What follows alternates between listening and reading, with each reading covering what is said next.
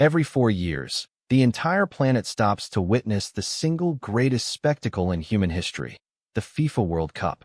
Millions of fans travel across the globe, and billions tune in from their screens, united by a passion for the beautiful game. But behind the roaring crowds and the historical goals lies a dark, staggering reality that is rarely talked about. We are talking about the mind-blowing, almost incomprehensible cost of hosting this mega event. For decades, the price of hosting has been skyrocketing, transforming from a sports tournament into an infrastructural beast. In 1994, the United States hosted a highly successful tournament, spending a relatively modest $500 million. Fast forward to 2014, and Brazil spent a whopping $15 billion, sparking nationwide protests over public spending. 4 years later, Russia raised the stakes even higher, spending approximately $16 billion on the 2018 tournament. But nothing, absolutely nothing, prepared the world for what happened in the winter of 2022. The tiny Gulf nation of Qatar hosted the most expensive World Cup in history, with a price tag that shocked the world. Qatar spent a mind-boggling $220 billion to host the 28-day tournament. To put that in perspective, that is more than all previous 21 World Cups combined. It is also more than the annual gross domestic product of entire nations. How did a sports tournament become a $220 billion project? And where does all this money actually go? To understand the math, we have to look beyond the soccer pitch and look at the cities themselves. First, there are the stadiums, which are built to FIFA's strict, uncompromising specifications. FIFA requires a minimum of 8 world-class stadiums, with the final venue hosting at least 80,000 seats. Qatar built 7 brand-new stadiums from scratch and completely renovated an 8th. These stadiums alone cost between $6 billion and $10 billion to construct. But stadiums are actually the cheapest part of a modern World Cup budget. The real costs lie in the massive infrastructural overhaul required to support millions of visiting fans. Qatar had to build a brand new metro system, costing $36 billion to connect the stadiums. They spent billions more on a new international airport, new highways, and a state-of-the-art shipping port. But their most ambitious project was Lusail City, a brand new $20 billion metropolis built purely out of the desert. This city did not exist 15 years ago. It was built to host the World Cup final and house hundreds of thousands of people. Then comes the accommodation crisis, as host nations must rapidly expand their hotel capacity. Qatar built temporary fan villages, chartered cruise ships, and built dozens of new luxury hotels. Another major hidden expense is security, which escalates rapidly to protect international players and dignitaries.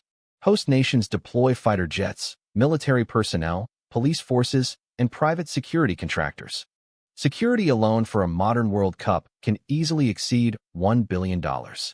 With costs reaching these astronomical levels, a critical question arises. Who pays for all of this? The short answer is, you do, the taxpayers of the host country.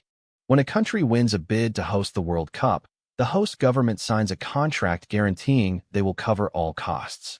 This means that billions of dollars of public money are diverted from public services like healthcare, education, and housing. In Brazil, this sparked widespread outrage, as citizens questioned why $15 billion was spent on stadiums instead of schools. But what about FIFA, the governing body of world soccer? Surely they contribute to the costs?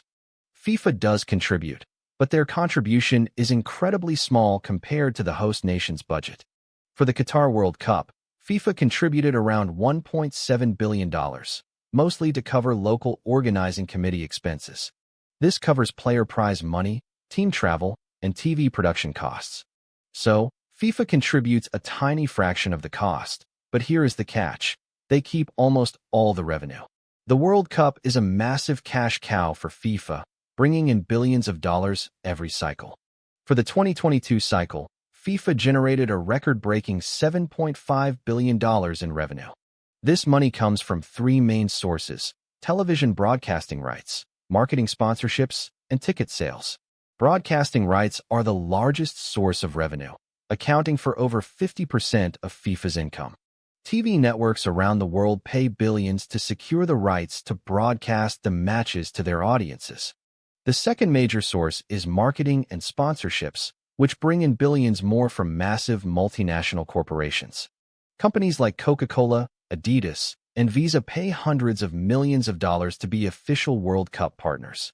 The third source is ticketing and hospitality sales, which generate hundreds of millions of dollars from fans buying tickets.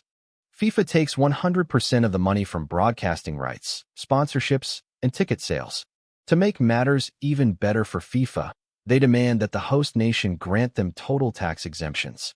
This means FIFA pays zero taxes on their billions of dollars of revenue to the host nation's government. All the profits go straight back to FIFA's headquarters in Switzerland, leaving the host nation with the bills. So, if the host country pays for almost everything and gets none of the direct revenue, why do they host? Governments host the World Cup for long-term economic promises and soft power on the global stage. They promise that tourism will boom, jobs will be created, and national prestige will skyrocket. But history shows that these economic promises rarely, if ever, come true. Instead, host nations are often left with a phenomenon known as white elephants. A white elephant is a stadium that cost hundreds of millions to build but has no use after the tournament is over. In Brazil, the Arena da Amazônia cost $300 million to build in the remote jungle city of Manaus. Today, it sits virtually empty, hosting only a few lower league matches with barely a few hundred spectators. The maintenance costs of these empty stadiums are massive, draining millions from local budgets year after year. Even the tourism boom is often an illusion, as regular tourists avoid the host country during the tournament. This is known as the crowding out effect, where football fans simply displace normal high-spending travelers. Furthermore, the jobs created are almost always temporary, low-wage construction and service jobs. Once the final whistle blows, these jobs disappear, leaving no long-term employment boost. Yet, despite the financial warnings, countries continue to bid fiercely for the right to host the tournament. For Saudi Arabia, bidding for the 2034 World Cup is part of a massive strategy to diversify their economy and project power. They are prepared to spend hundreds of billions, just like Qatar, to host the world. But for the average citizen, the question remains, is the pride worth the price tag? Does the thrill of winning a trophy justify the decades of debt that local taxpayers are forced to carry? As the next World Cup approaches, the financial machine continues to turn, larger and more powerful than ever. Millions will cheer, players will become legends, and FIFA will collect another multi-billion-dollar check. And the host nation's citizens will be left to clean up the stadiums and pay the bills. Perhaps the beautiful game has a price that is simply too high to pay. As long as fans demand the spectacle, the host nations will keep spending and the money will keep flowing. It is a cycle of passion, politics, and profit that shows no signs of slowing down. The World Cup remains the greatest show on earth. But next time you watch a match, remember the true cost of the game. Because in the end, someone always has to pay for the party.